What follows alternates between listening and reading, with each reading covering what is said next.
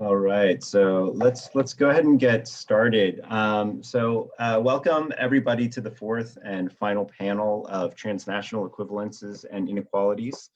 I see a lot of folks who have been joining us from week to week, but in case you haven't heard this intro stuff, then I'm gonna read the intro stuff that I've read at the beginning of every panel. Anyway, so this is UCI Symposium for the UC Speculative Futures Collective. My name is Chris Fan. I'm an assistant professor in the English department, Asian American Studies and East Asian Studies here at UCI. So I'll just say a few things about the collective by way of introduction. The UC Speculative Futures Collective was established through a UC Multi-Campus Research Programs and Initiatives grant at the end of 2018. Our symposia have brought together faculty, graduate students, and undergraduates, as well as artists, activists, and community members, building on the premise that in order to create a better world, we first have to imagine it. The mission of the collective is to make space and provide funding for projects that develop speculative cultural forms and theories that might help to address issues of ecology, gender, sexuality, race, and inequality.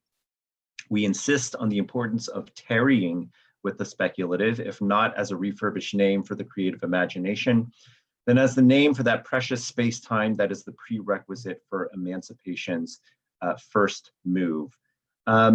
Just one quick thing before we jump into the panel.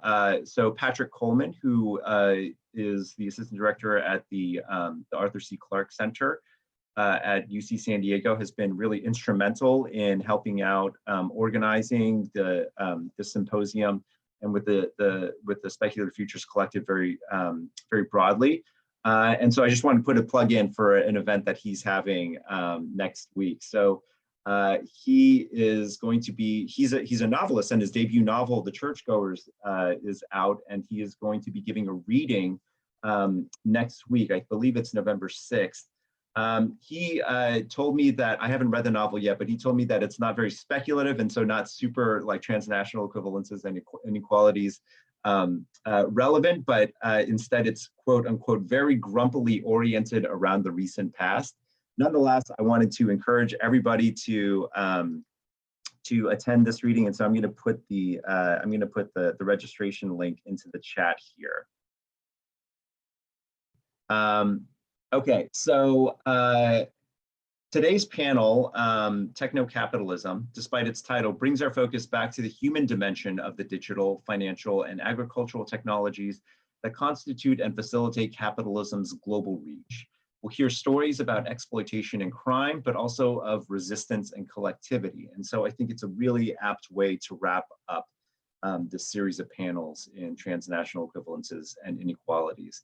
So, unlike the previous panels, we have 3 presentations today instead of 4, which for me means that we have, there are a couple ways to look at it. We can end the panel earlier today. So I was thinking at 12:45, so about an hour and a half from now. Or we can let the Q&A sort of range as far and as long as we'd like. Our Q&As for the past panels have been quite lively and really wonderful to have. So we'll leave that option open. But one thing I'll say is that as the presentations are going on, I invite folks to submit their questions or comments via the chat function, which should be open for everybody. You can ask your question that way, or during Q&A, which we'll hold off for the very end. You can ask, audio and visually like this if you'd like. Okay, so without further ado, let's move on to the first presentation for today. And for you presenters, we're just going to go in the order of the program. So first up, we have Stephanie Santos and Alden Sajor Marte-Wood. Stephanie Santos is an assistant professor in gender, women, and sexuality studies at Metropolitan State University of Denver. And Alden Sajor Marte-Wood is an assistant professor of English at Rice University. So with that introduction, I will hand it off to Alden and Stephanie. All right. Good morning, everyone. There it is. So good morning. We want to start with thanking Chris Fan and the UC Speculative Futures Collective for organizing this space and giving us a chance to share our ongoing speculations on digital content moderation in the Philippines. So to start, in the final scene of Moritz Rieswick and Hans Bloch's documentary, The Cleaners, a Filipino worker in Manila ascends the steps to a busy metro rail transit pedestrian overpass at night, silently walking against an incessant stream of humanity. In overlaid audio, she draws from Catholic imagery to describe her digital work reviewing disturbing content for one of the world's largest social media platforms as sacrifice and atonement for sins. I sacrifice myself, yes. Sacrifice is always there. It will always be a part of life. It's my job to prevent the sinful images. I'm a preventer. So you need to prevent sin from being out there on social media. Interspersed between this worker's solitary movements through the public transportation infrastructure of Metro Manila and her extra diegetic assessment of internet cleaning work, extremely graphic footage from various penitentia religious rites decontextualized and montaged, cut in and out of view. Now, for the uninitiated viewer, the images and videos documenting the annual penitentia Holy Week traditions throughout the Philippines are, as you can see, usually quite shocking. Although condemned by the Philippine Catholic Church and not practiced by majority of the faithful in the world's third largest Catholic country, each Lenten season, which is a time for contemplative penance, many Filipinos atone for their sins through self-flagellation or other mortifications of the flesh.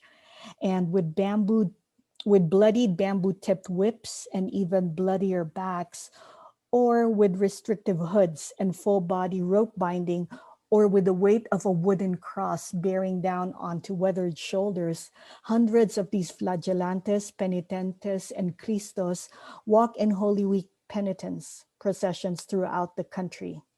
An even fewer number of penitents take part in elaborate spectacles that reenact Christ's crucifixion, which you see on the slide. So after 8-inch spikes are hammered through their feet and palms, and a crown of thorns rings a halo of red, these ardent believers are lifted up, nailed to the cross for a brief moment, allowing crowds of onlookers to bear witness. Some viewers are inspired, some are repulsed, but almost all are transfixed by the sight. So another name for these flagellating and crucified penitents, magdarame, comes from the Kapampangan dame, or damay in Tagalog, meaning to volunteer to share in someone else's sorrow. Analogizing the digital content moderation needed by the uneven global proliferation of social media platforms to religious forms of penance and affective transfer, this one scene reveals several of the palimpsestic layers over determining the Philippines as a site for this uniquely 21st century labor. Just as the performative work of the Magdarame, their emotional labor of atonement remains irrevocably linked to their mortified bodies, so too does reviewing disturbing online content require both psychological and bodily sacrifice. In the film's next scene, the same worker sits alone at a late-night fast food chain, and visibly distraught, she laments, "I'm different from what I was before. It's just like a virus in me where it's slowly penetrating in my body and the reaction of my brain. I need to stop. There's something wrong happening." By articulating her work in terms of suffering and sacrifice, the content moderator connects her digital work to discourses that reproduce Filipino care as a transnational exportable commodity. Her words gesture to what Neferti XM Tadiar calls divine sorrow as a site for emergent political possibilities from this new social connectedness. American-based social media companies depend on Filipino workers to mitigate psychological and emotional harm to their users. This harm, the shared sorrow, is transferred to scores of invisible Filipinos, thousands of human faces behind the digital interfaces of the world's largest platforms. In Behind the Screen, Content Moderation in the Shadow of Social Media, Sarah T. Roberts defines commercial content moderation as the organized practice of screening user-generated content posted to internet sites, social media, and other online outlets. Unlike penitential volunteers, these digital magdarame are waged workers, a vital but little-known subset of the booming business process outsourcing industry in the Philippines. The range of this work is vast and entirely dependent on the specific community or legal guidelines of their hiring platform. Depending on the particular moderation briefing, the work ranges from the relatively innocuous, such as deleting information on anonymous apps like Whisper or removing copyrighted materials on YouTube, to the psychologically or emotionally traumatic, such as reviewing images of child sexual abuse or violent murder on platforms like Facebook or Instagram. Globally, commercial content moderation occurs in a wide variety of laboring contexts. It can be kept in-house with review teams in Silicon Valley, or contracted to boutique brand management firms, or outsourced to precarious gig and micro workers picking up digital piecework on online marketplaces like Amazon Mechanical Turk. In the Philippines, however, this outsourced and offshore digital work occurs almost exclusively within pre-existing BPO infrastructures that most famously gave rise to this Southeast Asian country as the new global center, the new global capital of call centers. While public discourse has long recognized how social media platforms have profoundly reorganized contemporary life, less critical attention has been devoted to how, at a much more expansive scale, platforms have become dominant social and economic modes of organization in the 21st century. Insisting that we analyze this broader impact, Mark Steinberg productively asserts that platforms fundamentally function as apparatuses for the management of relations, economic but also social, allowing platforms to insert themselves into any and all relationships. Understanding platforms in this sense as a logic of mediation management illuminates the increasing platformization of everyday life. So from cloud banking to the Internet of Things to e-commerce companies turning into global logistic networks to online healthcare and energy marketplaces, right? Platforms enable unbanked people to make financial transactions, to aggregate disparate physical objects into smart homes, to connect local businesses to global markets, and cultivate trust as third-party intermediaries. These mediating logics undergirding platformization also exacerbate the privatization of different social relations and public services. Uber, for example, has notoriously decimated the US taxi industry, but it has also profoundly reshaped the nature of public transportation in many cities. These advances in the use of platform technologies highlight their embeddedness in everyday relations and thus make visible the mediating power of platforms to transform and organize social life.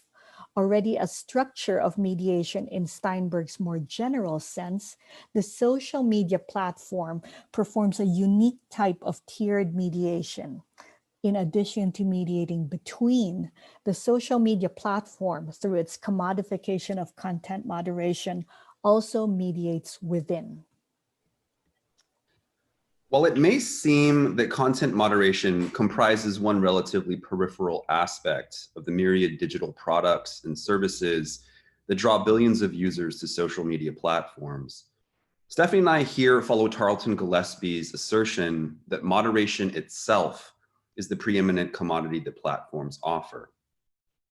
Registering the Web 2.0 turn, Gillespie writes that although they are part of the web, social media platforms promise to rise above it, by offering a better experience of all this information and sociality, curated, organized, archived, and moderated.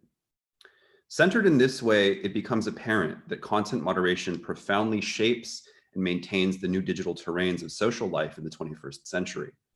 While platforms offer moderation as the main commodity to their users, they also extract data as the main commodity from their users. This double move, offering moderation and extracting data, becomes a defining feature of what Nick Shrinick calls platform capitalism. While platform capitalism has profoundly troubled older economic distinctions between the spheres of production and consumption, with some scholars going so far as to imagine platform users as unwaged prosumers, social media companies nonetheless remain dependent on more traditional forms of wage labor exploitation. Between Silicon Valley's publicly visible programmers and their visionaries, what Christian Fuchs calls direct knowledge workers, and the billions of social media users populating platforms with extractable and commodifiable data, is a mediating layer of indirect knowledge workers, who are often paid by third-party outsourcing firms and prevented from discussing their digital labor by draconian non-disclosure agreements. I'm just going to pause right there to make sure that that kind of three-tiered layering is apparent. So in a lot of the relevant literature, thinking through platform capitalism, there's a conflation that tends to happen. And that's simply between the direct knowledge workers in Silicon Valley producing the actual platforms themselves, and then users, right? The users of the platforms, thinking about how those users may or may not actually be productive of value in the kind of traditional sense. And so Stephanie and I here are arguing that there's actually this kind of other mediating layer between users and the producers of social media platforms, those who actually reproduce its online social spaces in ways that are actually more akin to traditional forms of wage labor. And so that's kind of the crux of where we're going. Beyond the veiling rhetoric of algorithmic automation, hundreds of thousands of workers digitally labor within this hidden abode of commercial content moderation. And when US-based social media platforms offshore this ghost work, it increasingly occurs in places like the Philippines. By capitalizing on this offshoring, content moderation promises a shift away from the feminized labor export of millions of overseas Filipino workers, or OFWs, to Philippine participation in the 21st century global knowledge economy. Building on transformations ushered in by the outsourcing of business processing operations, content moderation therefore pledges to keep more workers in the Philippines. So in the more expanded version of this piece that we're currently working on right now, we're doing a sort of in-depth lit analysis of a lot of the actual job postings, but then also the public discourse of BPO firms that are engaged in content moderation in the Philippines. And so much of it strikingly has to do with reframing this new kind of development as an opportunity to bring overseas Filipino workers back home. That whereas workers once had to leave the country to reproduce their own familial connections and livelihoods through economic remittances, now with the advent of BPO work, it becomes a sort of state sort of calculation to suggest that somehow, right, we're now in a condition or a level of Philippine capitalist development where workers don't need to leave the country in this sort of mass labor exodus. And so we call this a fantasy. And this fantasy, however, is undone by the material realities under which content moderators labor. Unlike the ritualistic, spectacular harms inflicted on the bodies of the penitents, here the figures of the content moderators are routinely proffered to absorb the violent excesses of social media. Building on content moderator narratives that liken their work to atonement, we examine how Filipino workers shoulder the sorrows of removing sin from social media platforms. Accounts that focus solely on the cheaper labor cost as the main driver behind this offshoring fail to take into account what Sarah Roberts gestures to as older post-colonial legacies structuring the emergence of 21st century content moderation in the Philippines. Given that large-scale commercial content moderation firms now exist throughout the world, from places that, are much more sort of well-known, such as Silicon Valley, to places like Electronic City, Bangalore, Cyberport, Hong Kong, to Silicon Cape, South Africa. Roberts notes that the proximity to American culture, a consequence of US colonial control in the Philippines, becomes recast as a value-added aspect of the Filipino BPO industry for US-based technology conglomerates. This phrase is extraordinary because it captures how, in the platform era, labor power as a kind of variable capital, the only commodity capable of producing labor, becomes ideologically recast as value-adding technology, or a kind of form of constant capital. In Nation on the Line, which is a text that Stephanie and I, our work really heavily draws from, Call Centers as Post-Colonial Predicaments in the Philippines by Gianna Padillos, conceptualizes this value-added aspect as what Padillos calls Filipino-American relatability. And it's cultivated through colonialist structures, most notably a benevolent education system. As a result of this, successive generations of Filipinos, as a result, have English-speaking skills and a strong cultural affinity with the United States, making them ideal workers for the effective, emotional, and relational labor demanded by US empire. And here, this kind of marks a really important distinction between call center work and content moderation. Call center work almost entirely depends on a certain kind of English language proficiency for doing that type of work for markets in English-speaking countries. Given the sort of primacy of the image in content moderation, there's a way in which lower tiered work that doesn't necessarily depend on things like cultural context or reading text tends to get sent to places in the global south that don't necessarily have that kind of connection. But what makes the Philippines so attractive is because of both linguistic proficiency in English and American sort of cultural context, there's a way in which, the kind of thorny problems that we all can kind of imagine as maybe being, flagged by users in content moderation, right? A subtle kind of, a racist tweet that depends on a certain kind of parsing out of the cultural nuance or the way in which it's actually phrased, creates the conditions for a kind of tiered relationship to engaging with, right, the sort of wide variety of offensive material that circulates on social media. And so the Philippines is uniquely positioned in this kind of regard simply because it has A, cultural proficiency because of colonial relations to the United States, but then B, also its English language capacity as well. So we follow Padillos and Roberts to locate content moderation as an industry enabled not only by labor made cheap, but also by legacies of economic, military, and cultural ties with the United States.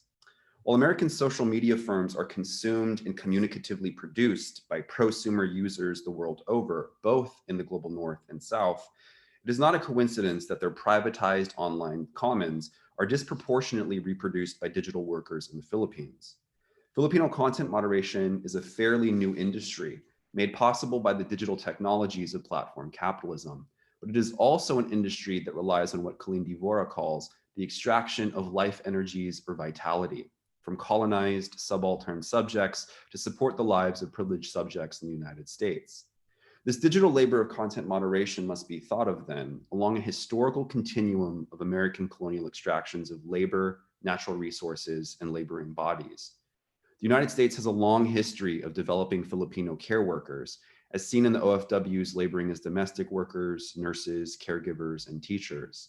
Filipino content moderators represent the most recent iteration of this extraction of care work, as they work in an industry that extracts their vitality as biocapital to safeguard digital lives in the United States.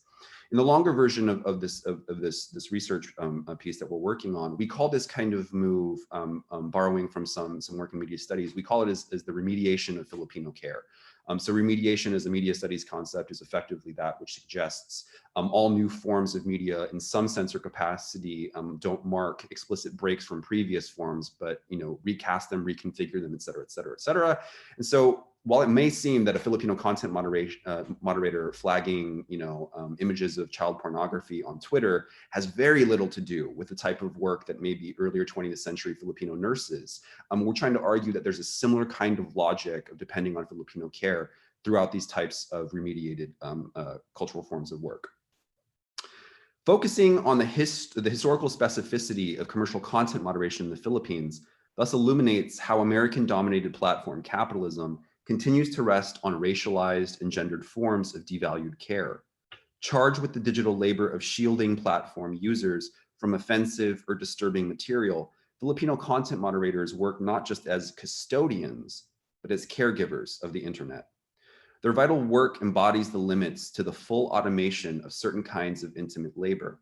But while the Filipino moderators' existence renders the possibility of a purely algorithmic future in which lines of code protect the United States from negative affects, American platform capitalism nonetheless dreams a virtual fantasy that reduces Filipino care to digital appendages for new disciplinary protocols. And so this is going to kind of be the big kind of move that might be kind of contentious, but we thus claim that the platform and its concomitant social logics create the technological conditions for capital's real subsumption of Filipino care labor. Deepening this technological transformation, American social media platforms attempt to program Filipino care as executable code. And so this is the kind of slippage that we're playing with here, in the sense that so much of this work is considered ghost work, to borrow really fit the title of a really famous book on the Silicon Valley. Precisely because it hides, or often hides, in the rhetoric behind these kinds of futuristic conceptions of algorithms that are capable of cleaning the internet and these kinds of things. And so as a result, right, it's depending on a certain conception of code. And so we're playing with the idea that's brought up probably most forcefully by the media studies scholar Alexander Galloway, to think about protocol, computer protocol, and the sort of execution of lines of code as a kind of new 21st century apparatus of control. And so that's what we're attempting to do with this.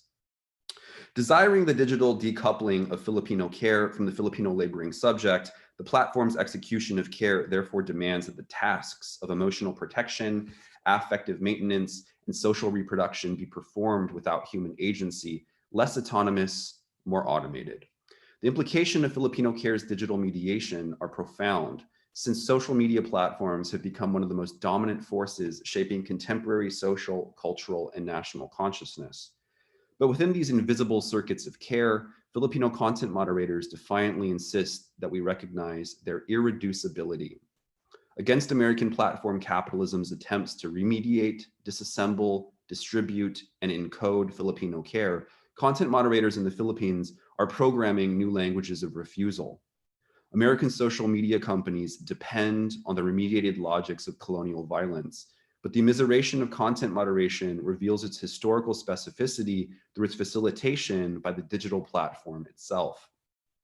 Not only are Filipino content moderators exposed to the most inhumane aspects of the internet, but they are made complicit in programming their labor's own automated obsolescence.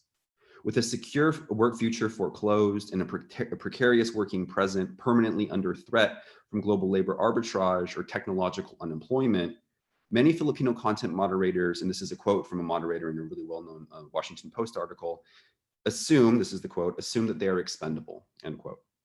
Yet in addition to lamenting the fact that the expectation of automation is preventing a broader call for labor rights for moderators, we also locate radical negative agency in the many Filipino content moderators that choose to refuse their digital care work.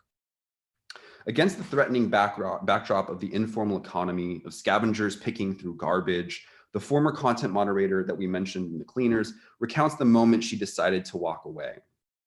She says, "I suddenly asked myself, why am I doing this? Just for the people to think that it's safe to go online. When in fact, in your everyday job, it's not safe for you. We are slaving ourselves. We should wake up and being okay with that because it's not okay. We should wake up to the reality," end quote. Describing the urgent need to escape this vitality-destroying work, another content moderator states that if I had stayed in that job, I'd be dead right now. So unlike older forms of devalued Filipino care, such as the intimate labor performed by nurses, child and elder caregivers, and teachers, we want to determinedly insist that the human work of commercial content moderation should no longer exist. Silicon Valley programmers fervently believe that they'll achieve this through developments in artificial intelligence and deep learning. Against this techno-liberal dream, the Filipino content moderator's refusal of care reveals the faint outlines of another possibility: the deletion of the relentless globalized logics of capital accumulation and uneven development. waking up to the reality of its encoded subordination within American infrastructures of feeling. The Filipino content moderator's refusal of care presciently recognizes the immiserated futures, the sorrow and grief hidden behind platform capitalism's algorithmic fantasies of full automation. Thank you.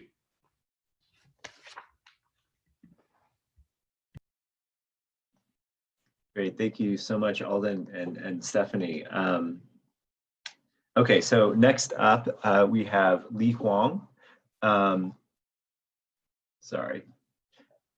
Okay, there's your bio. Okay, Li Huang is a PhD student in the Department of Criminology, Law, and Society here at UC Irvine. Her research focuses on white-collar crime and judicial decision-making from a global perspective. She's published articles in both English and Chinese. Lately, she's been working on a project examining relationships between financial crime and economic crises through comparative case studies. Her current research agenda includes xenophobia in American courtrooms, white-collar crime punishment, and fraud victimization. She graduated from Stanford Law with a JSM degree and earned her Juris Master degree and a BA in economics in China. So, Li, take it away. Yeah. Thank you.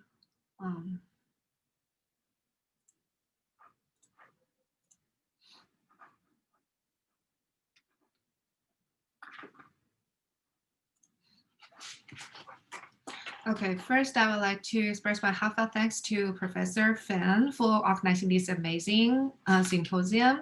So my topic is victimization of financial fraud in the era of techno-capitalism. I hope that everyone will enjoy my presentation. Fraud has been a constant phenomenon throughout the evolution of human society. Financial fraud is often associated with notorious names and complex schemes. The term con artist is a complimentary title awarded to people committing fraud. In Michael Moore's famous documentary, Capitalism, A Love Story, he's wrapping crime scene tape around New York Stock Exchange and other investment banks, visibly connects the prosperity of financial capitalism with fraudulent offending. Moore's complaint, quote, "No CEOs have been arrested for bringing down the economy in 2008, unquote, represented the Occupy Wall Street condemnation of liability-free exploitation and cried out against the failure of distributive justice in finance capitalism. The thriving economy featuring the rise of the tech sector in the modern mortgage crisis era seemed to ease the pain caused by the 2008 economic downturn. Silicon Valley has never been worshipped as much as it is now. Nonetheless, the center of the universe, featuring startup entrepreneurship, is not without scandals. Elizabeth Holmes, a smart and ambitious dropout from Stanford, attempt to revolutionize the biomedical field and claimed to have replaced the conventional venous draw blood test with finger stick one-drop testing. But her dramatic claims were found to be enormous lies, costing some $600 million for high-profile investors, including 2 former U.S. Secretaries of State and 2 former U.S. Secretaries of Defense, among others. Surely, Theranos is not the only startup fraud in Silicon Valley. Financial fraud has become a global pandemic as the predatory infection of scams spreads across borders. China, the fastest growing developing country, recently underwent a massive collapse of its new fintech sector.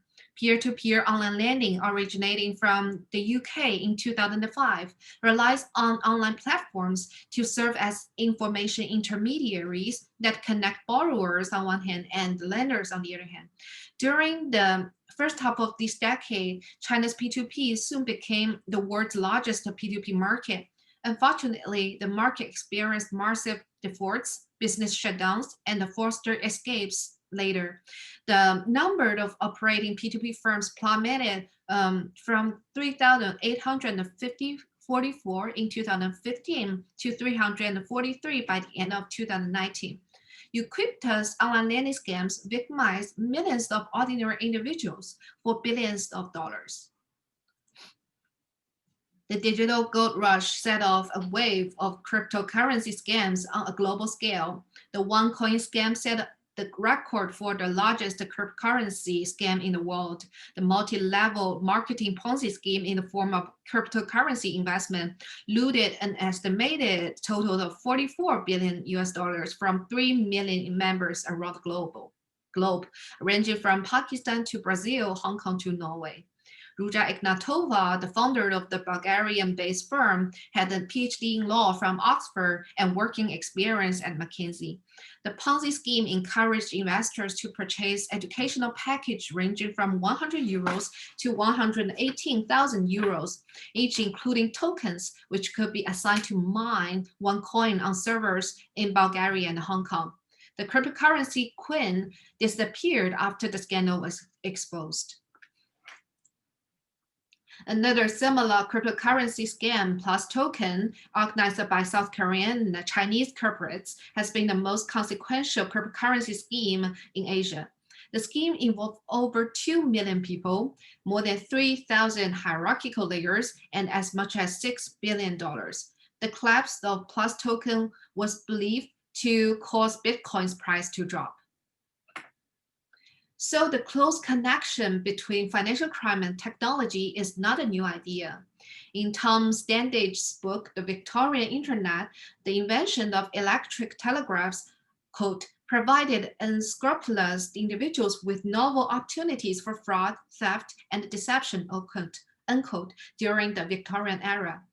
Herman Melville's The Confidence Man, his Masquerade, published in 1857, represents in-depth conversations about trust and confidence between a shape-shifting imposter and his victims. Yes, we can see some key features of fraud endure over time. Yet, the intersection of technology and finance marks the distinctiveness of relation between technology and crime in the contemporary world. Both financialization of technology and the technologization of finance constitute transformative processes by which both normative and non-normative economic human behaviors are radically reshaped and restructured.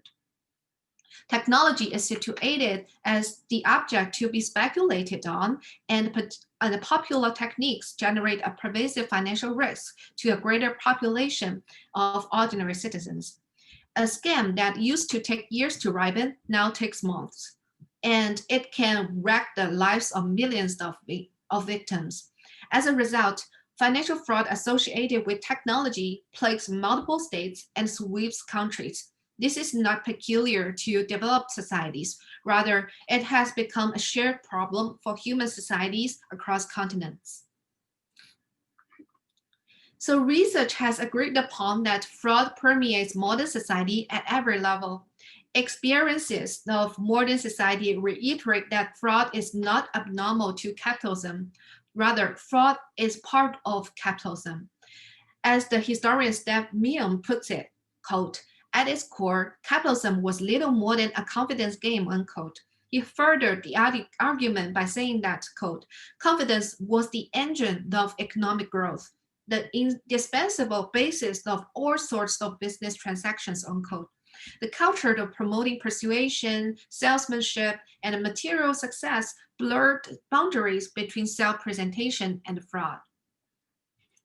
Structural criminological perspectives situate financial crime in macro-institutional contexts. They inform us that financial fraud is an institutional disease by emphasizing the role of the system in causing the pandemic of scams. Not only does the financial industry institutionally promote scams and looting, it is the collusion between the industry and the state that shapes a criminogenic environment for fraudulent schemes. The symptoms are weak regulation and rare persecution. Insights from both criminology and economic sociology shed light on how trust built via interpersonal ties enables fraudulent crimes under the guise of legitimate transactions. A famous framework developed for fraud analysis called the fraud triangle consists of the incentive to commit fraud, the opportunity for fraud, and its rationalization by perpetrators. Victimization research has committed to profiling victims' demographics, geographic distribution, and the behavior patterns. Cybercrime studies corroborate an association between the level of self-control, the pattern of routine activities, and the risk of fraud victimization. Online visibility and accessibility, lower levels of self-control, and exposure to online services determine the vulnerability of users who access online activities. Network environments with less effective firewalls, information verifications, and other preventive measures and technology have nurtured a vulnerable milieu where guardianship against online fraud is absent. Gerontological studies on financial fraud found that social factors such as social networks, social isolation, and social support contributed to the risk of financial fraud victimization for the elderly. So previous structural theories situate financial fraud in the context of the economic institutions of modern capitalism. It is important to explore particularly how interpersonal trust and confidence are contextualized in a technology-driven capitalist society. Financial fraud victimization delineates the pattern of contemporary capitalist societies reproducing stratification of society and alienation of humanity. Professor Luis Suarez Villa wrote systematically on techno-capitalism, referring to it as, quote, a new form of capitalism that is heavily grounded on corporate power and exploitation of technological creativity, unquote, escalating to a global phenomenon in the process of globalized corporatism. The cooperation of finance capitalism and the techno-scientific capitalism produces an economic system in which technoscience is financed in specific forms following specific financial logics, and capitalist society is constituted by techno-scientific forms and logics. The new processes by which labor forces and capital are organized through the exploitation of intangible intellectuality allow deception and confidence games to take place. Social change is associated with a crime spike due to the collapse of social norms. Techno-capitalism accelerates the speed with which conventional markets are replaced with new ones. Quick market substitutions create structural holes which bogus players can fit in until the normative order is established for the new market. A liberalist approach adopted by the government toward tech development would postpone attempts to regulate. In a more aggressive scenario, endorsement from the government could negate the possibility of appropriate regulation. Fraud victimization appears as a consequence of a technology-driven society which is loosely regulated. The emphasis on technological production creates a culture that enshrines technology and bolsters faith in technical rationalization. Capitalism, featuring the promotion of tech innovation, has relentlessly developed new concepts decorated with the notion that technology makes life better and easier. The culture of sanctifying technology dismisses reasonable criticism and doubts. The enchantment of technology also converges with the enshrinement of of knowledge and the symbols representing knowledge, including educational background in prestigious universities, endorsement from prominent professors, experiments at well-known labs, and so on. Victimization is made more feasible by association with big names and impressive backgrounds. Building technoscience upon a financialized capitalist society quickly blurs the boundaries between investment and speculation, innovation and swindles because of the shared feature of innovation and finance, unpredictable and unmeasurable risks and failures.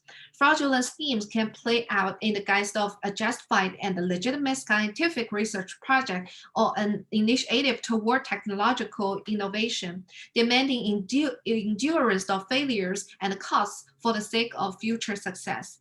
Cultural resilience towards deception in the name of technological growth exacerbates victimization. Financial fraud in techno-capitalism is a symptom of power split between commodification and reproduction.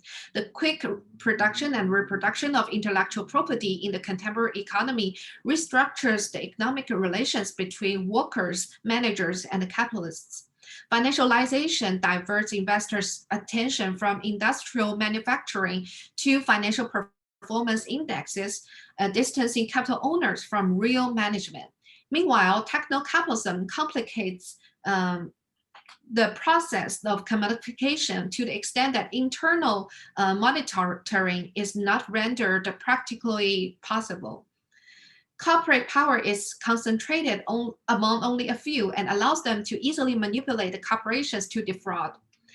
Failed external control and fertile internal supervision jointly create an environment where the power to implement financial fraud is significantly elevated.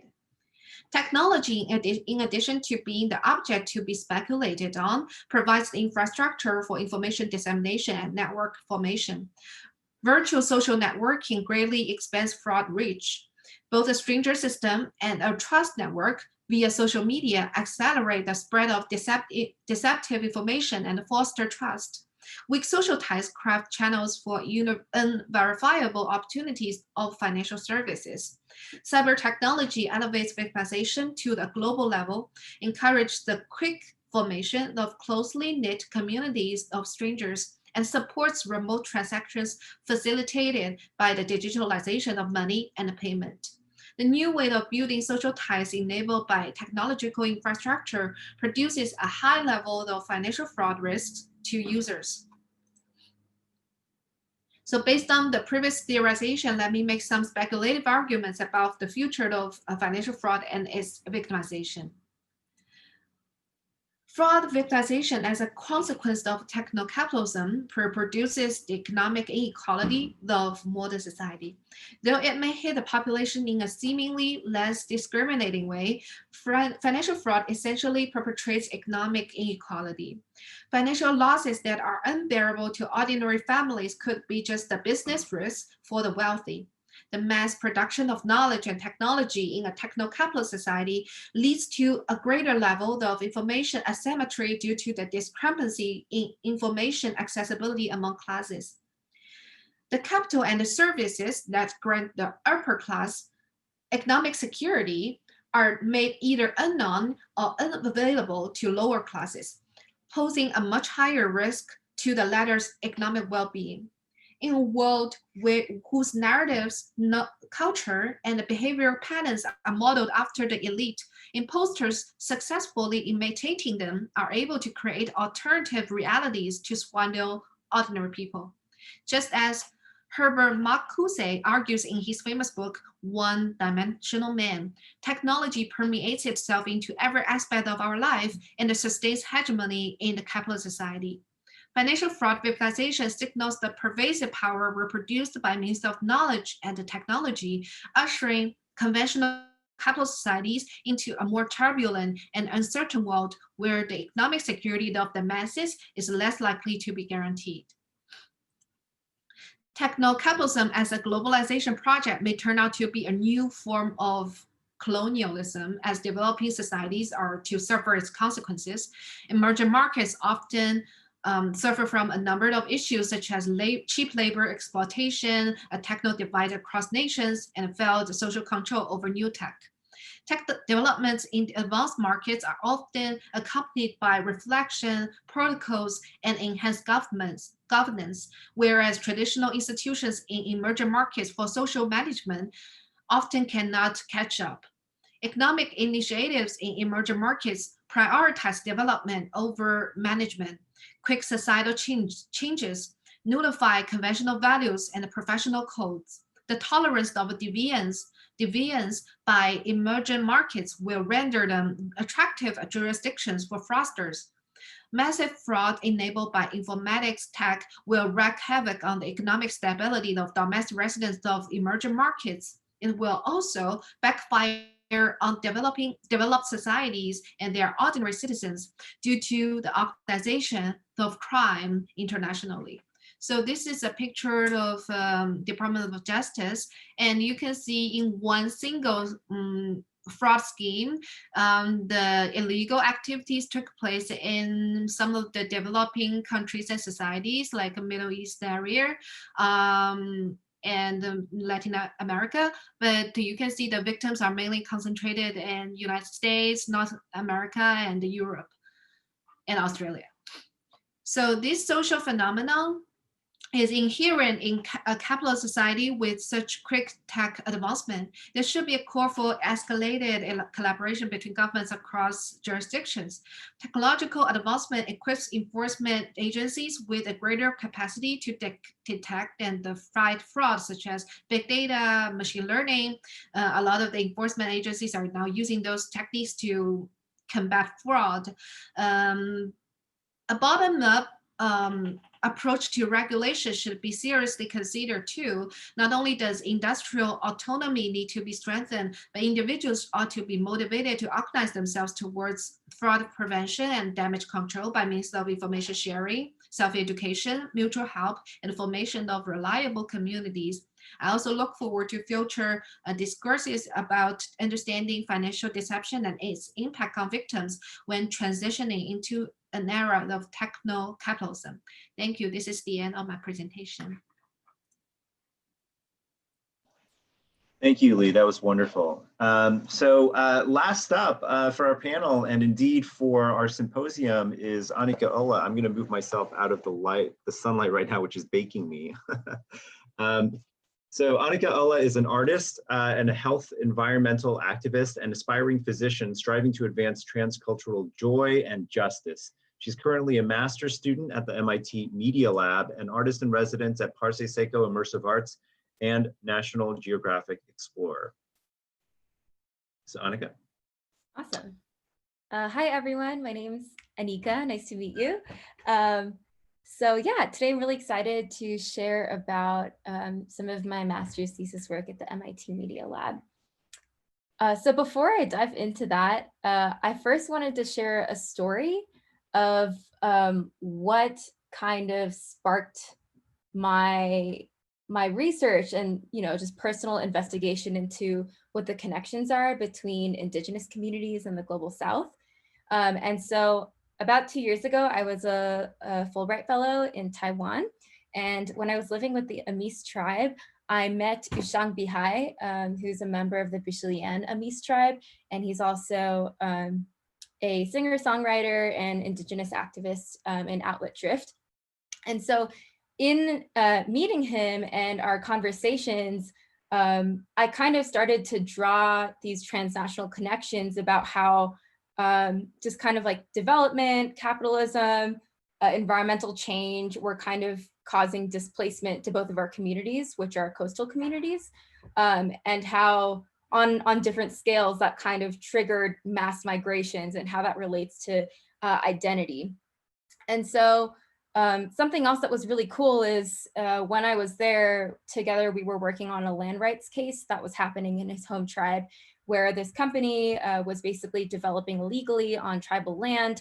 And that land was also a really important site for collecting fish, which is the main source of food for the community, and also an important ceremonial site.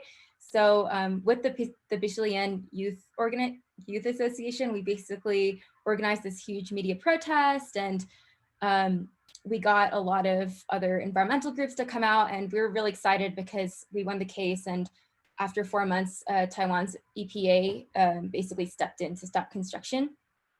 And so through this experience and kind of this experience together with this community, I began to reflect upon these similarities between Bishilian, which is a coastal community, and my community in Bangladesh, which is also a coastal community, and how these transnational processes of development and climate change and ecological crisis and the way that that's linked to capitalism and colonialism have basically shifted these human migrations over the course of centuries.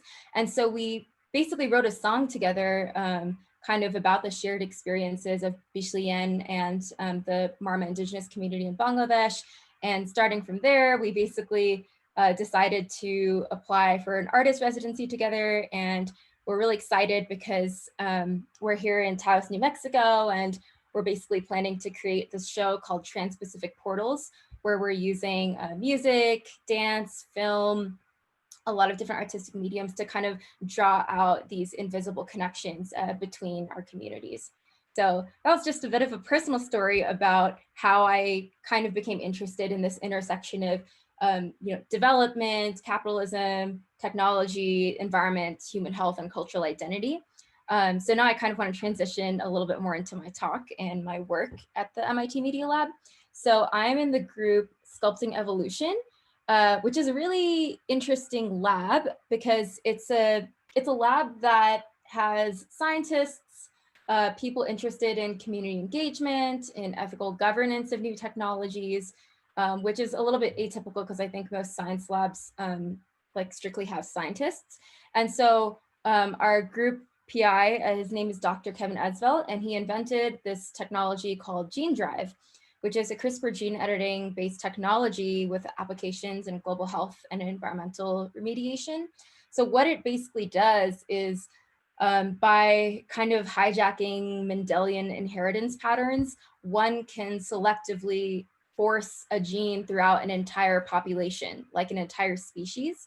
And so applications that this is being developed for is, for example, the Target Malaria Project by the Bill Gates Foundation, where they're trying to genetically engineer mosquitoes to mitigate vector-borne disease, such as malaria and dengue, chikungunya.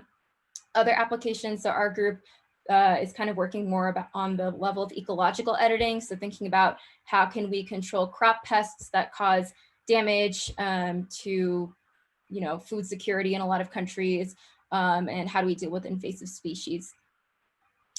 And so something that sets gene drive technologies apart from other gene editing technologies that you may be familiar with is this concept of ecological engineering. And it's actually quite frightening that now humans have the power to basically alter an entire ecosystem, because you could spread a gene throughout any species. And what does that mean? So those species, they don't think about international borders or other artifacts that humans create, and it has the potential to spread anywhere in the world. And so a key question I'm thinking about is who has the power to inform the development and deployment of these technologies that clearly alter our environment, food systems, land, and health on an unprecedented scale.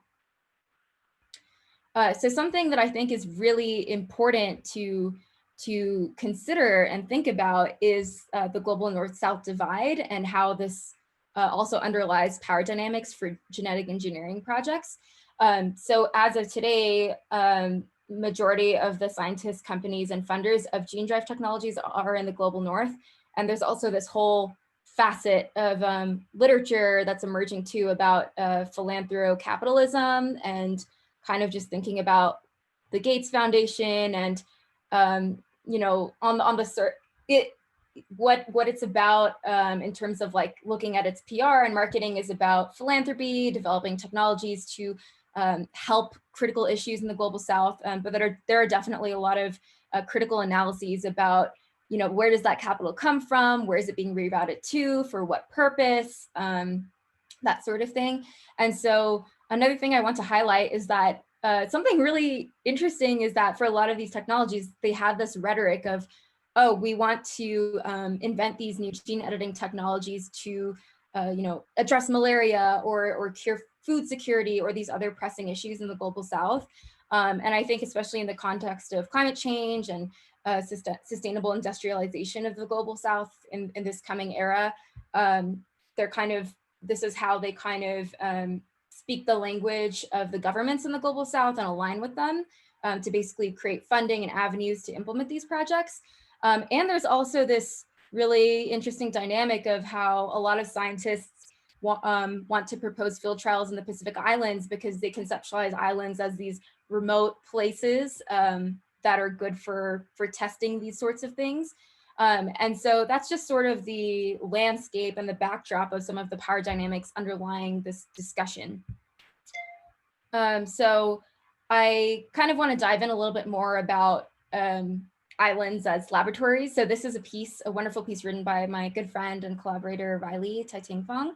And I think she actually might have given a talk with the Spec Futures collective before, which is pretty cool.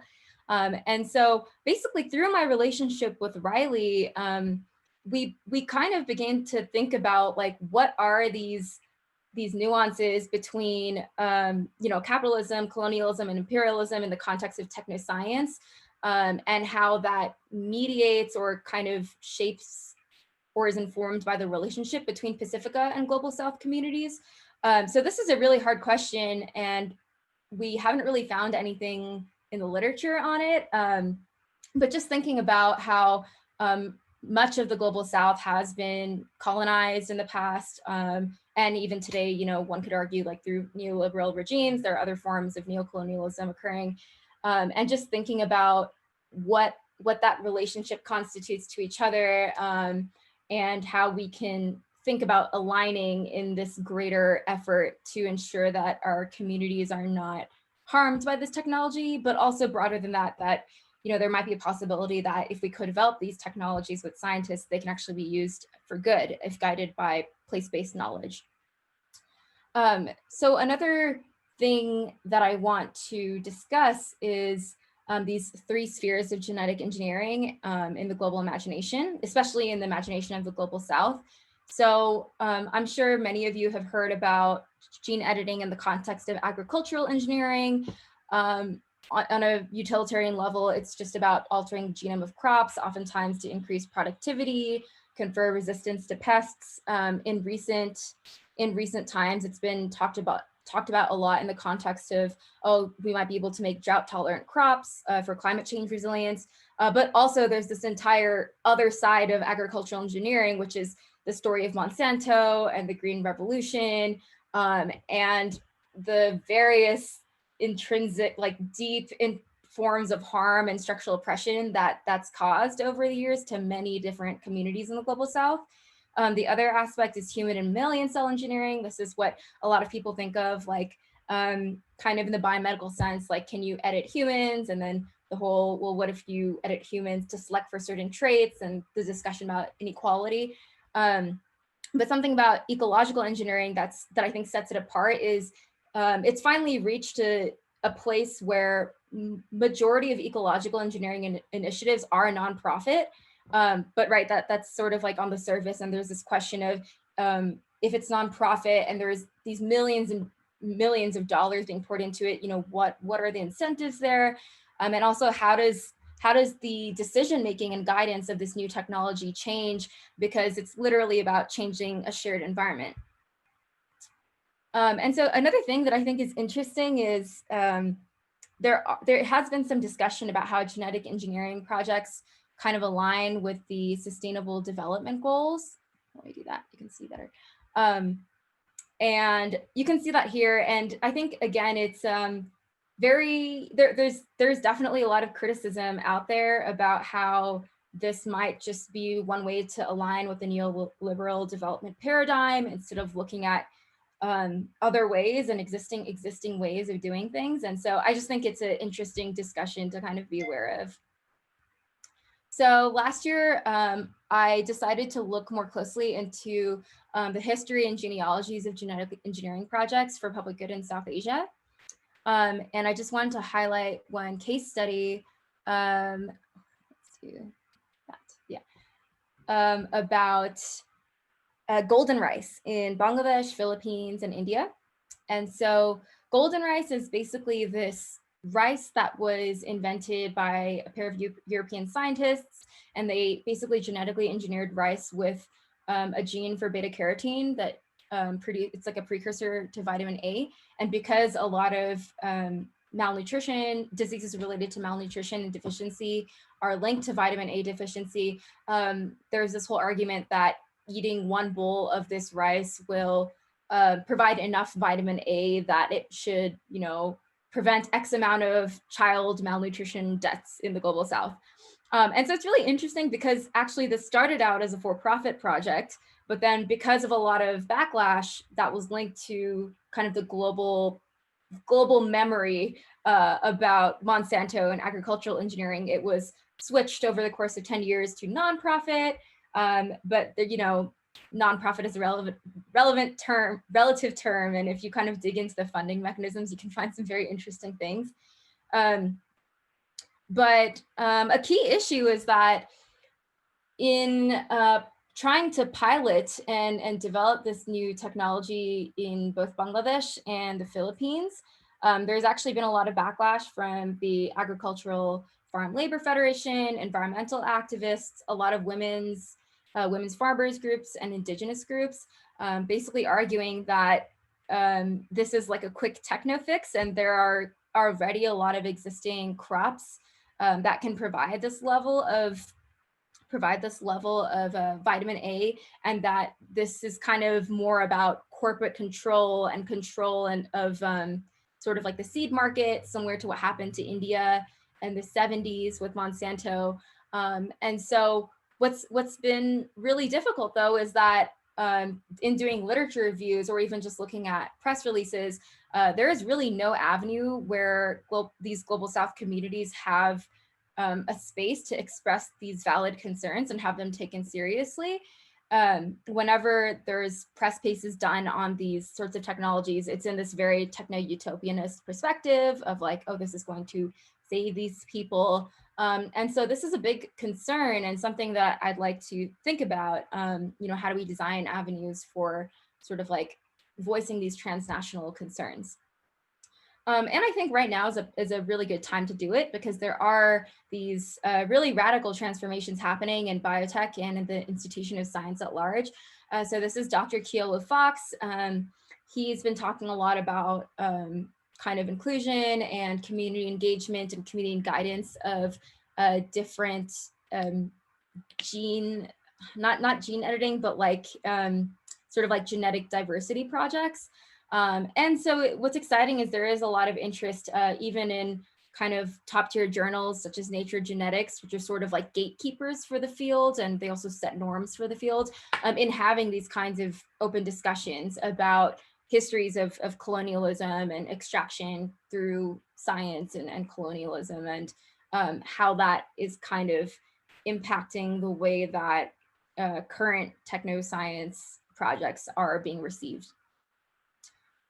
So something else I'm thinking about is how do we reconcile these very different lived experiences, cultural worldviews, and forms of knowledge between scientists or technologists who develop these technologies and the communities that they seek to work with, in order to find a way to actually co-develop these emerging biotechnologies in ways that are rooted in place-based knowledge, decision-making, and guidance.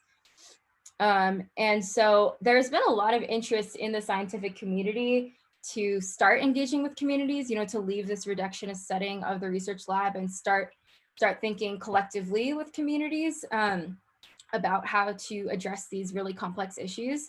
But there still kind of lacks a good way to do it, and especially like a transparent way for documenting these kinds of community engagement experiences. And so I've been working on a new model for culturally responsive biotech co-development called Art to Awaken, Design to Dismantle, and Architecting Action. So Art to Awaken is about using participatory art making with the different communities that we seek to co-develop gene drive technologies with, in order to first understand their local epistemologies and culturally informed worldviews of how they define the relationship between humans, health, and the environment. And also the role that they think technology or humans should or could play in altering that relationship. We also hope that by using a more visual form of dialogue, we can spark cross-cultural communication between the different experiences of different stakeholder communities. This is again just coming from the realization that most scientists are educated in this pedagogy of working in reductionist settings like a black and white laboratory, and how do we even bridge this new chasm of imagining going to a very different community with different cultural norms and understanding each other. Design to Dismantle, I'm hoping to design a bidirectional and participatory online platform that can transparently direct document community voice, visibly track co-design decisions for biotech development, and create an avenue for technologists to be accountable for community needs as those community needs evolve throughout the entire process.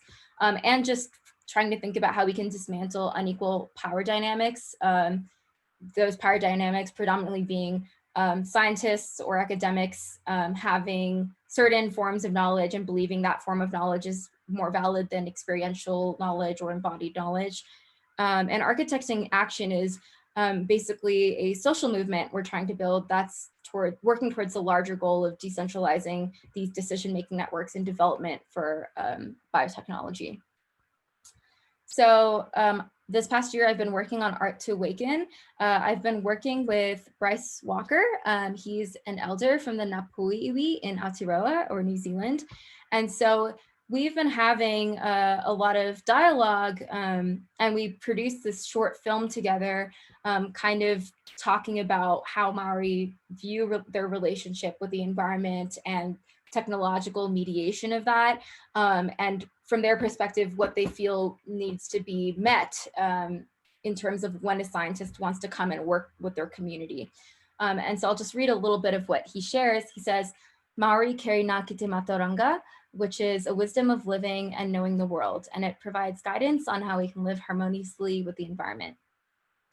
When scientists approach cultures that have spiritual, physical, and mental principles to them, they need to not only accept that these principles exist, but include them in their work in our communities. From the perspective of our culture, Tangata Whenua Maori, the need to form a relationship is key. And so this quote that he shared has reference to a lot of really deep forms of cultural knowledge that we don't know about. And so, for example, what is meant by spiritual, physical, and mental principles in their specific cultural context. And so what's been really exciting is we've been having a series of conversations with Bryce and other elders from the Napuiwi to try to kind of understand like the cosmology and the stories and the experiences that illustrate what they mean by this, and how this broad cultural contexts is what informs their design decisions for biotech development.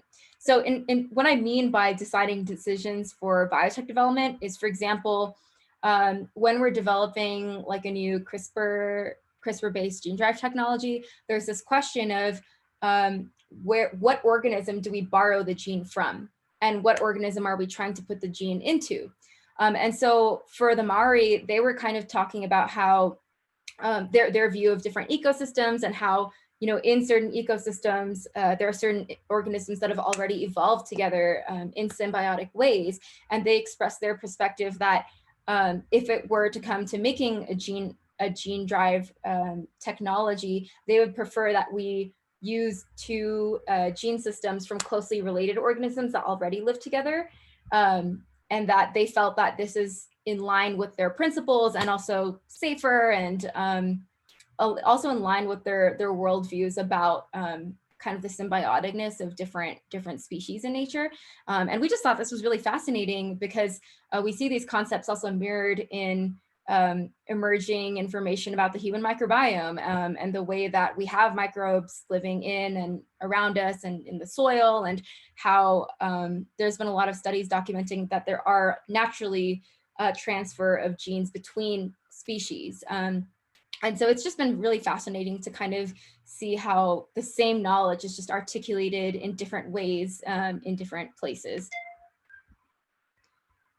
So the next part, design to dismantle. I'm hoping to kind of survey existing community engagement practices for gene drive tech development in different parts of the world. So World Mosquito Program, there's another program called G-Bird, looking at invasive rodents, and also looking at different design models and ways to think about participatory tech development. And then hopefully building this bidirectional online platform that can be a transparent way for different global communities, stakeholders like scientists and policymakers to very transparently document what their perspectives are, what their decisions are, and why. So the final part, architecting action, is about how we can decolonize emerging biotechnologies. So this is sort of in reference to how the institution of science emerged out of colonial ideology and praxis. And so, whether we're looking at ecological technologies or health biotechnologies, a lot of times they kind of pose this threat of reinscribing hegemonic power relations by treating these different communities, whether indigenous or global South, or indigenous communities in the global South, as sites of experimentation and extraction. And so, whether it's genetic engineering, bioprospecting, mining of personal health data, there's still this huge chasm between the guidance of the projects and what are the ethics that kind of guide the assessment of it. And so we're hoping to build this movement that kind of shifts the paradigm for tech development or for biotech development to kind of honoring place-based experiences and decisions. So we're really excited because we've been working closely with the Sing Aotearoa network, which is this really cool network of indigenous people, mostly from the US, Canada, and New Zealand, or Aotearoa, who are studying genetics and thinking about the intersection of sort of decolonizing the power dynamics between biotech development and how it actually might be used as a tool to kind of improve life in our communities. And so, yeah, we're thinking up ways to build up this network that can promote accountability by kind of having strategic dialogue with scientists and technologists who are developing these technologies, the policymakers who are regulating them, which, that's still also in very, very early stages. Advocacy groups that kind of have this on the ground perspective that currently is not being recognized enough. And yeah, we're also really interested in how participatory media production, especially in how visual communication or visual forms of documenting knowledge can hopefully provide a better way than just textual forms of bridging these different cultural experiences. So yeah, that's just what I wanted to share today. And I don't know if there's time, but I do have a 4-minute video to share. So if there is time, I can share it. If not, then that's okay. Thanks so much, Anika. So about the video, we already have some questions piling up. I know I have questions for all of you. So, if at the end of the Q&A or towards in a few minutes, if there's a lull, then maybe we can take a look at that video. But thank you so much. That was really wonderful. Thank you. So I especially want to thank the folks who in our audience who have been with us. Oh yeah. Who have stuck with the symposium these 4 weeks, and I'm really looking forward to our conversation right now. So we already have I have general questions for all of you and specific questions for each one of you, but our fearless leader Shelley Strebe has already weighed in through chat, and so the first one is for you, Anika. I could read it. Well, I'll read it for the sake of the recording, actually, because this is video recorded. So Shelley asks if you could say more about your suggestion that the nonprofit status conceals motives and structures connected to profits. Yeah, definitely. So it's really tricky for me to definitively say anything about this, just because it's very difficult to find accurate sources of information about this, but just sort of, I'll speak from dialogue that I've heard from diverse communities about this. So there is this entire dynamic of so for a lot of communities, this is, okay, I'll first talk in the context of Target Malaria. So that's a project funded mostly by the Bill and Melinda Gates Foundation, and they're funding gene drive technologies to try to curb malaria in different African countries. And so a lot of environmental activists and indigenous sovereignty activists, and African nationalists, they've just kind of talked about this weird feeling that comes with, why is there millions and millions and millions of dollars being invested into this technology that we really don't know if it will work. It's very controversial. There aren't even a lot of mechanisms in place yet for doing risk assessment. There's just a lot of questions with that technology. And so kind of building upon the really negative experience a lot of different communities in the global South have had with Monsanto, and like, let me go into that a little bit in case not everyone is familiar. So basically with Monsanto during the Green Revolution, there was this narrative that using this genetically modified seed is going to increase crop yields. And that is true in a sense, it did increase crop yields, but it also opened up this whole Pandora's box of other issues, such as, well, all of a sudden, instead of having all these diverse kinds of seeds and farming practices, the seed, like that gene edited seed kind of dominated the market and caused monocultures. So not just monocultures on a physical sense, but in a cultural sense as well, eliminating local practices that have evolved over hundreds and hundreds of years to kind of match that environment.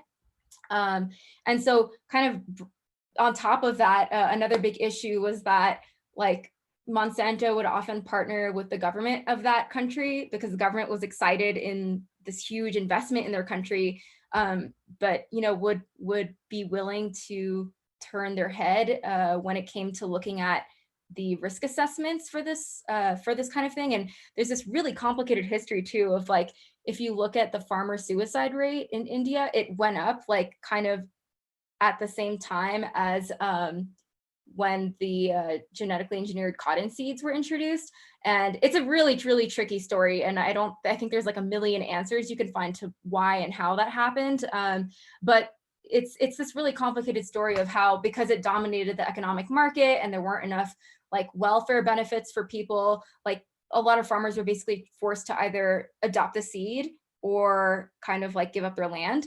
And so that's that whole context of how a lot of the global South like thinks of when they just hear the word gene editing. And so when it comes to these health technologies, again, there's a similar fear of like, wait, so why is this because like, why is this project happening? Is it really to help us, or are you just trying to open a new market here?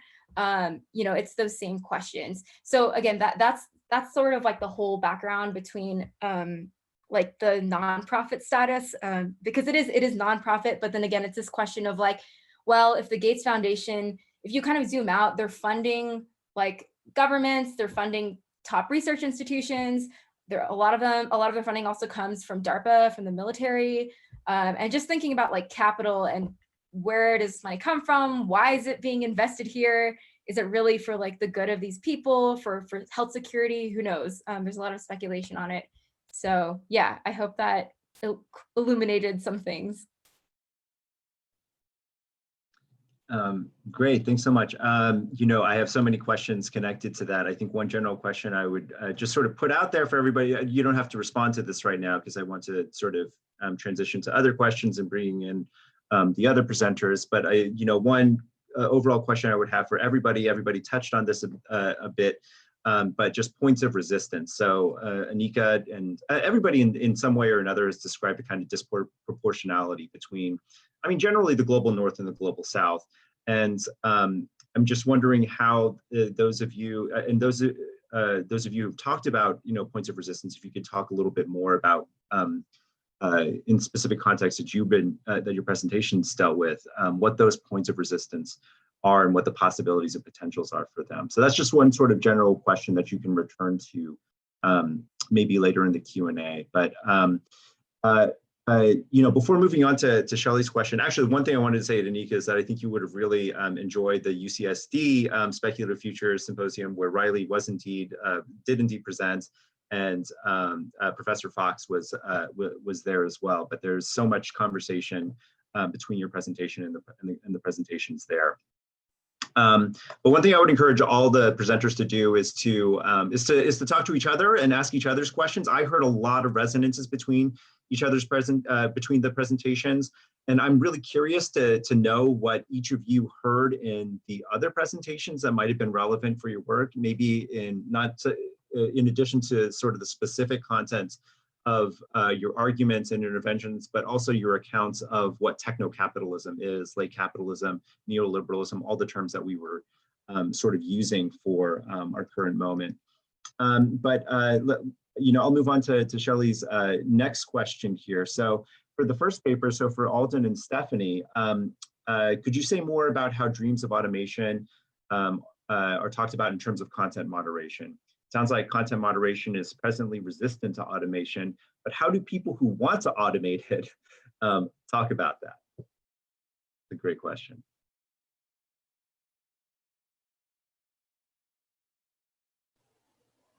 I think I could start with a couple of points about that. From the documentary that Alden and I were referencing, something that was really very striking to us was there were a number of content moderators who were talking about the work and how it should be automated. So instead of where we get the usual fear of like, my job is going to be automated and I'm not going to have work, because of the effects that were very, because they were the ones who were shouldering the effects of these technologies in ways too that were unwaged and unrecognized, right? And in a country that doesn't have healthcare, much less mental avenues for taking care of one's mental health, then that was something that they did acknowledge and say, and it was striking to me too that wasn't the.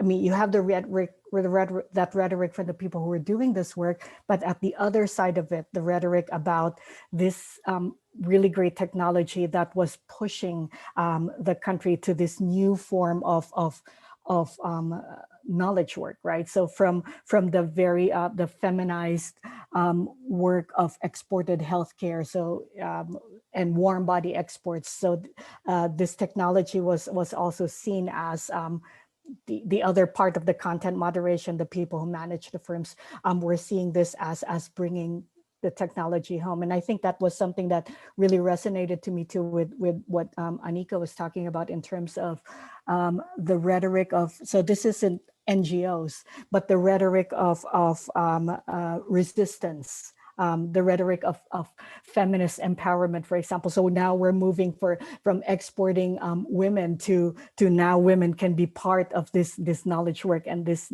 knowledge technology, and the kind of use of the lean in, like feminist, and I'm putting feminist in scare quotes language, is something, it's a tension that we see being manifested here. Alden? To build on that, I think to build on what Steph just said, I think I'm also going to try to address every question. There's a way in which the dreams of automating content moderation are decidedly kept in-house. There's a way in which a kind of discursive language happens within the outward-facing kinds of documentation and public briefing and all of these kinds of things for social media platform companies themselves, that effectively content moderation has already been automated, or content moderation is entirely automated. And so in my mind, this kind of connects, albeit in a kind of tangential way, to Lee's really kind of important,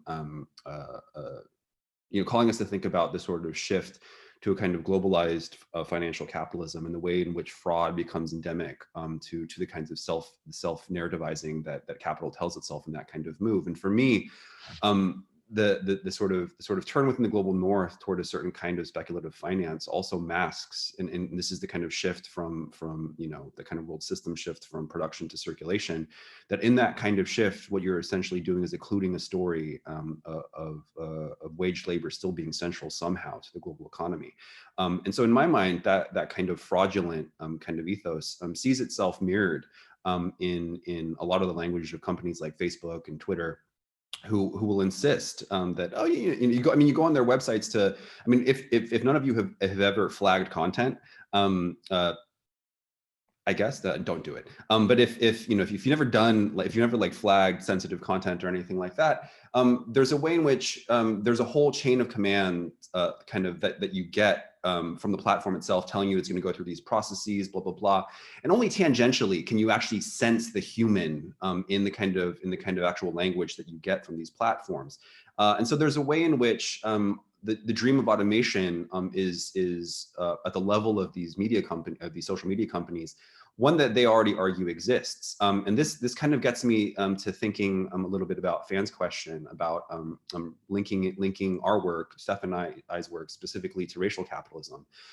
Really famously, earlier this year in May, Facebook had to pay $52 million, a legal settlement, a class action lawsuit that was brought against Facebook on behalf of American third party. So based in the United States, third party content moderators for the United States, $52 million. It was something like 12,000 either current or former moderators, each one more or less getting around $1,000 in compensation for post-traumatic stress disorder that was actually inured on the job. And what's fascinating about this, and this is the racial capitalism bit, is that none of that went to moderators working in the Philippines. None of that went to moderators working in the global South. So it was because of investigative journalism happening in the United States about content moderators in the United States that forced social media companies to actually acknowledge that their dreams of automation were false.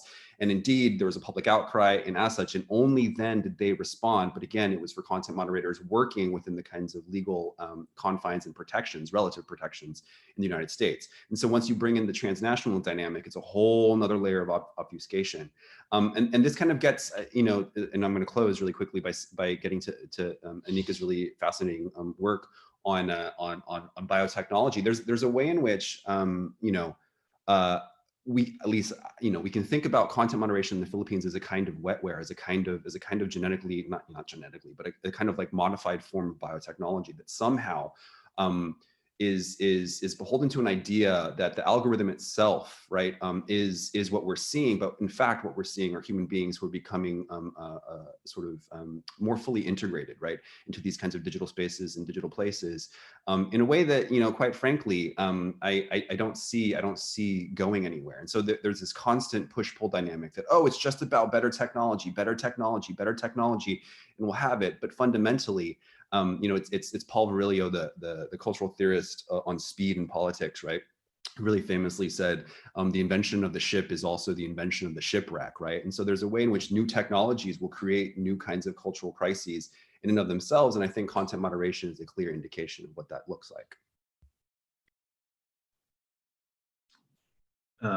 Yeah, that's great. I mean, it just makes me think about how, precisely what you're saying, Alden, is that, the sort of smooth, the smooth circulation and dynamic that we expect of the internet. It depends so much on safety, and how that safety is underwritten by this mediating strata of wage labor that, in fact, is not simply sort of metaphorized as or literalized as care work, but is in fact a kind of biological function where these people are a sort of a sink of violence, right? And they absorb biologically violence, and it's mystified to us because they're peripheralized and obscured in various ways in terms of how we think about the internet and globalization. They're put on the periphery, but it's also because it's psychological, and it's one of these sort of invisible violences that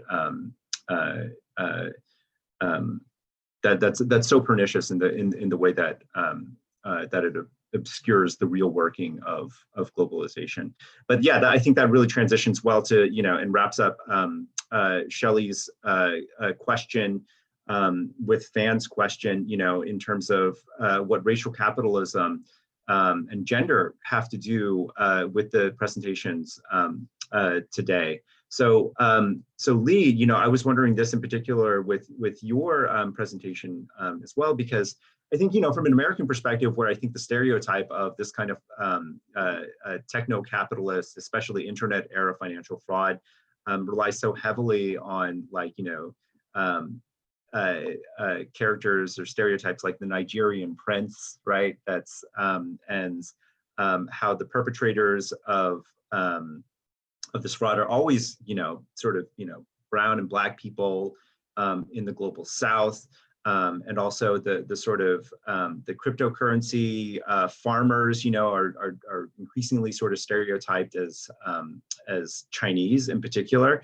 I was wondering if you could talk a little bit more about the way that these sort of racial stereotypes play out in your depiction or your understanding of fraud in the era of techno-capitalism.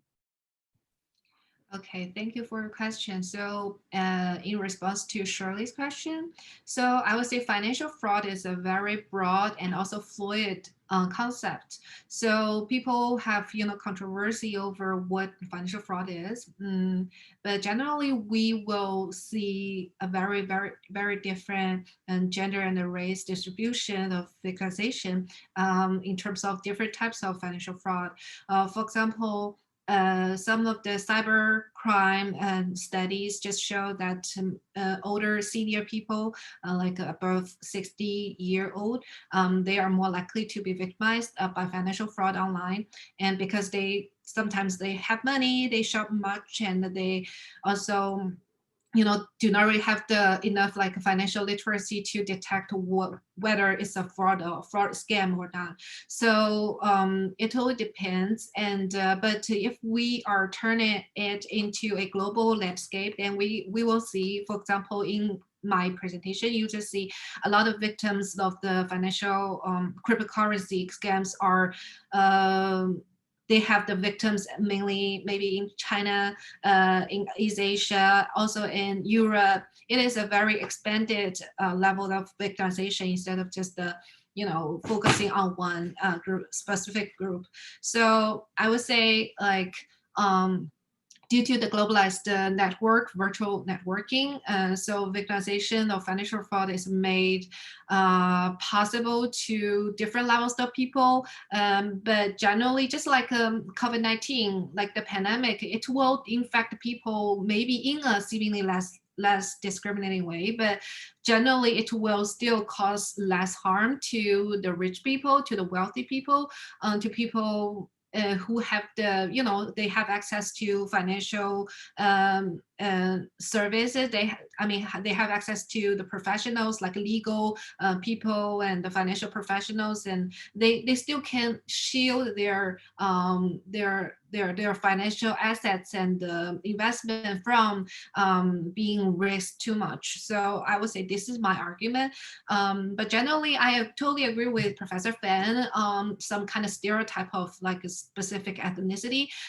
For example, people would have a very misperception of the victimization, such as women are just they are subjective, they are emotional, so they are more likely to be victimized by online shopping or what. But this is not true. So a lot of older male people, they are more likely to be victimized in online shopping or what. So I think there's a lot of stereotype. I also can see the future of victimization studies. Probably if we study in the future that we find many East Asians are, or for example, Chinese people are more likely to be victimized because there are a larger group of people in China are investing in as cryptocurrency or what. Then we are stereotyping Chinese people to be greedy, and they are just they're smart, but they kind of are greedy in some way. And I would say that kind of stigmatization will come when we just study victimization in a less critical way. So I suggest that we definitely need to incorporate critical study theories into our victimization studies and research, and just to think about victimization of financial fraud from a more systematic way rather than just a classical theory of a criminalization. Yeah, thank you. Oh, I also have some questions to Alden, to Stephanie, and to Anika. So in terms of the first presentation, I I was just thinking, like when I was writing about my paper, I thought about a lot about how do I distinguish technology or techno-capitalism is different from previous like globalization, modernization, and capitalism. So I just want to make a distinction between the current world, the current techno-capitalism from the previous like economic globalization and capitalism. So my question is, like, when we think about globalization, and for example, United States are outsourcing cheap labor to Asia, to East Asia, for example, Vietnam or Philippines. When we are, for example, they outsource those kind of the manufacturing of clothes, for example. So it will also cause like a pollution and, serious mental and also physical harms to people who work as a cheap labor, who manufacture clothes and, the dress, whatever. So I just wanted to know how you distinguish like the content moderators, the psychological and physical, also, I would say victimization from those kind of people who work in maybe a clothing farm and a clothing manufacturer factory. So this is the first question. And the second question is to Anika. And I think it is really great that we don't really have I don't really see a very critical perspective in your presentation, which is good. And like I think like we also need to be optimistic about the relationship between science and the contemporary world. But I also have some concerns about like whether it would be a concern that like technology could be used in like in those global south as a way to conducting the experiment, causing potential harms to humans there, because like those countries do not really have a very strict regulations on how the experiment or how the science technology is developed and implemented on the local and in the native people. So I was just thinking, if there's some kind of harm and the potential risk to the local and the native in global south in such a biotechnology movement. Yeah, thank you.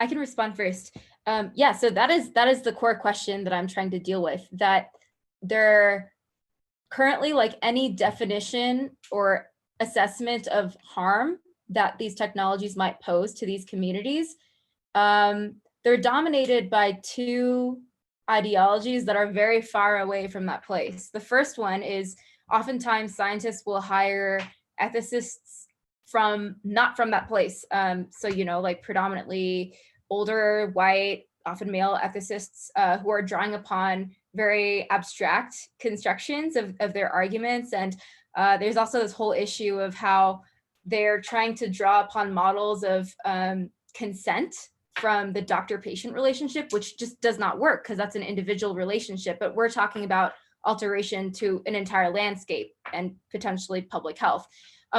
So that's one mode that is drawn upon that clearly is not working. It doesn't offer enough.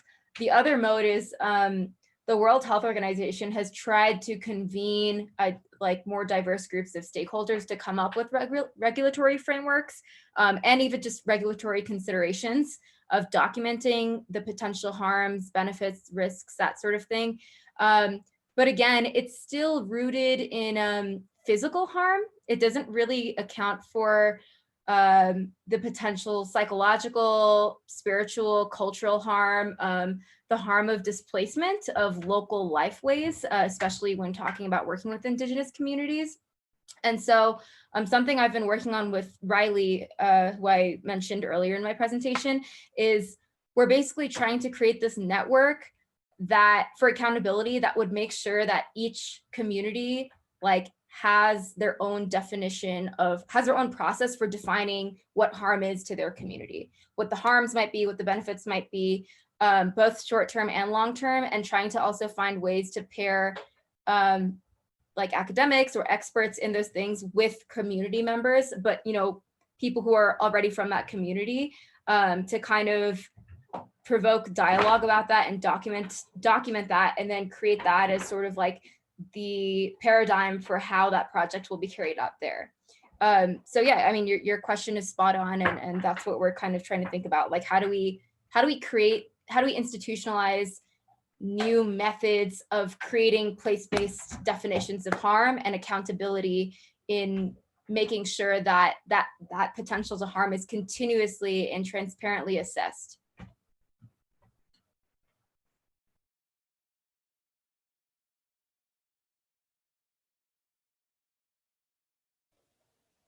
Yeah, and actually, I think this connects to with how I was, the points you raised, Anika, connect with how I was thinking about Lee's like really generative question about like thinking of outsourcing, right? What does it mean?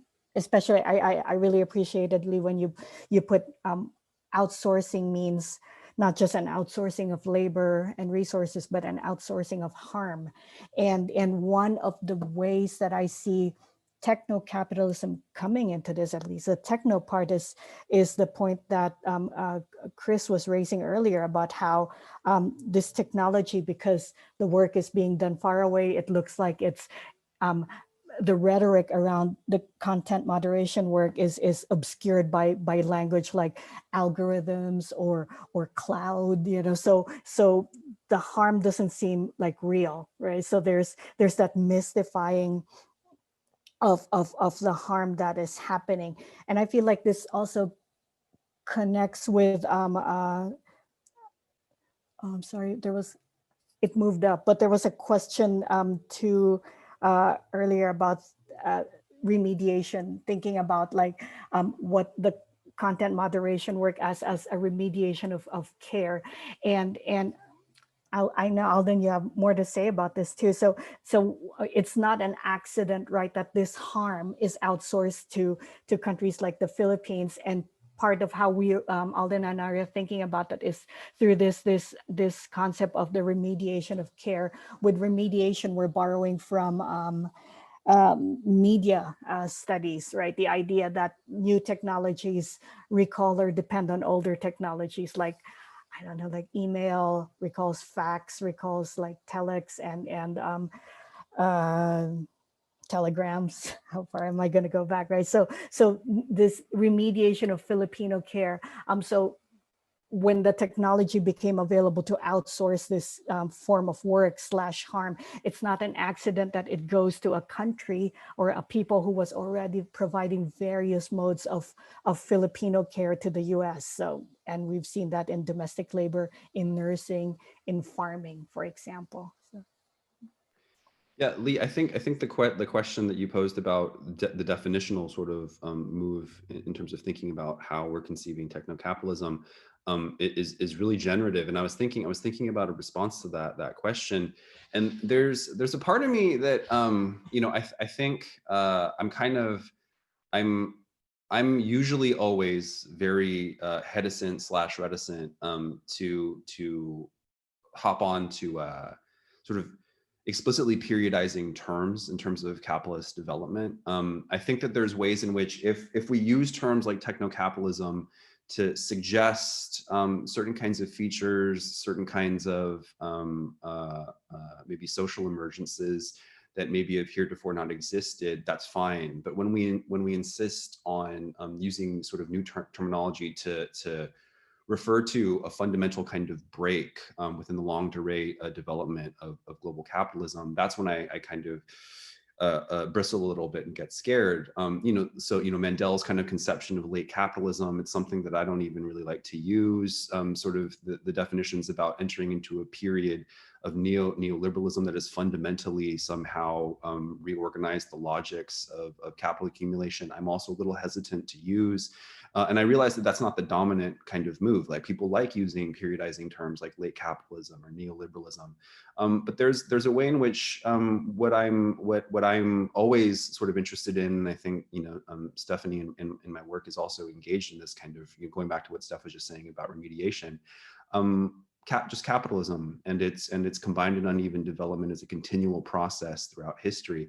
In my mind, if you're using a kind of a materialist understanding of capitalist development, it's always been about technology from the very beginning, right? And so there's a way in which it's always about the interface between labor and new technologies. Maybe in the 1800s, it was steam-powered technology, and now we're talking about much more layered kinds of things like biotech and digital mediation. But fundamentally, I'm still interested in just the capitalist mode of production and to try to parse out its sort of fissures and cracks within it. But I still think that it's useful to sort of stay in that kind of longue durée approach, which is not to say that techno-capitalism, I'm just saying if we insist on the term as somehow a fundamental break from some kinds of modes of accumulation that existed beforehand, or some kinds, and these are the kinds of maybe more heterodox approaches that I'm a little scared about, fundamental sort of shifts in terms of how value is actually produced, that's when I start to kind of back up a little bit. And so in just to sum up, techno-capitalism to me, it's sometimes, if we want to say it, it's kind of redundant, because capitalism has always been about technology.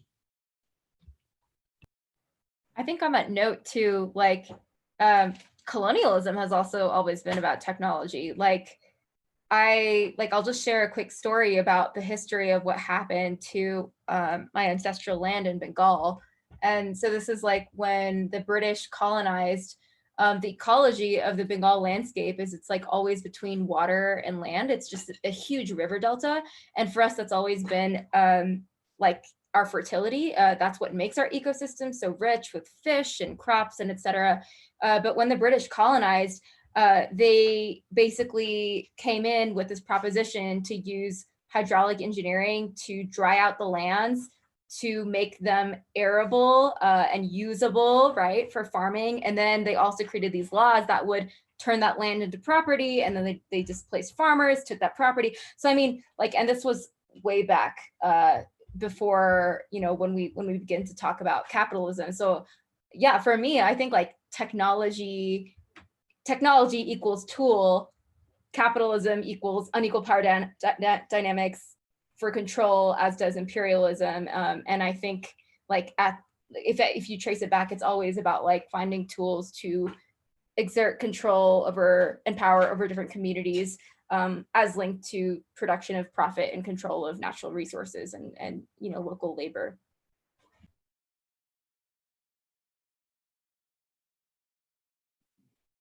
Okay, there's one more thing that I wanted to mention. So Stephanie, I really loved how you brought up the idea of care. Like, I just thought that was a really like contrasting word and like a very beautiful concept to bring up. I mean, I know you kind of drew this lineage between like care and the health sense, and then like painting workers as caring almost for like the mental health of people in the global north, so they don't have to see that content.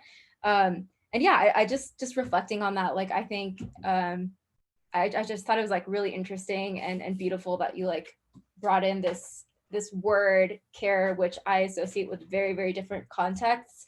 But to kind of like bring it back into this dialogue about like psychological harm that's being inflicted on people. And I definitely saw that kind of in dialogue with my work, and like talking about harm, and like instead of talking about harm reduction, like what if we talk about how to like effectively care, like especially if the whole rhetoric about these technologies is like, oh, to improve the lives of these people, like then why don't we center care instead of like reducing harm? So yeah. And quickly I'll answer Chris's question. Should we be concerned about the inclusion of culturally specific knowledge and stakeholders if it's limited in its efficacy without protections against not only impacts on those communities, but also the power to alter entire species and ecosystems from, say, a single lab? So absolutely. There's been a lot of, frankly, just upsetting upsetting ways of norms of doing community engagement so far, where a lab will say, you know, yeah, we engaged with this community, and they'll pat themselves on the back, but then where's the accountability in terms of, was their voice heard? How much did their input actually influence decision making? And I think that links back to transparency. And again, this question about where are the protections? So the good thing is that right now there's pretty much this unspoken moratorium on gene-derived technologies right now, because so my PI who invented it, like through using like IP law and a bunch of stuff, he basically prevented it. It's near impossible to use it for profit right now. And so he like created a coalition with other scientists to kind of set up legal ways to prevent this. But you know, there's still some people who are pushing for like developing it, like all these projects like Target Malaria or whatever. They're working with the communities with this vision of, okay, in 10 or 15 years we're going to implement this. But you're absolutely right, it's this question of where's that accountability of, you know, like you're documenting on your website in really nice like aesthetic ways, that with pictures you're like engaging in town hall discussions, but what was said, how did that concretely influence decisions, etc.? That is a huge question that needs to be answered. And I think it, through creation of some sort of governance structure that's decentralized, not just based out of like the WHO or some institution in the global north. So difficult question. And I think we need to sort out an answer before we even think about actually trialing these technologies.